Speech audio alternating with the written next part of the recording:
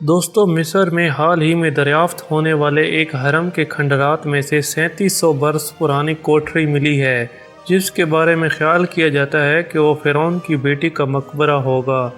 قاہرہ کے جنوب میں واقع دہشور کے شاہی قبرستان میں ایک لکڑی کے صندوق پر ہیرو غلافی رسم الخط کندہ ہے۔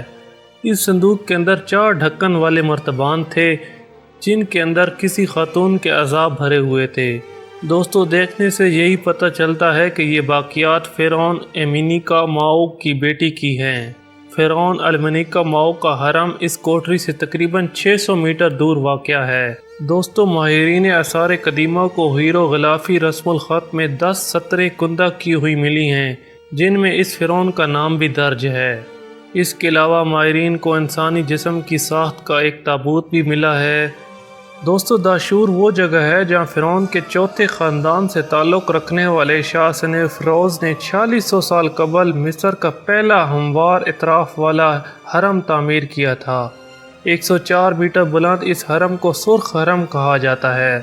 سنیفروز کا جانشین اس کا بیٹا خوفو تھا، جس نے جیزہ کا عظیم حرم بنوایا۔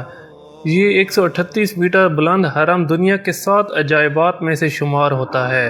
دوستو اب یہ اندازہ ہی لگایا جا سکتا ہے کہ یہ صندوق اس فرعون کی بیٹی کا ہے یا نہیں، لیکن جتنے نوادرات ملے ہیں ان کی کڑیاں فرعون کی بیٹی سے جا ملتی ہیں۔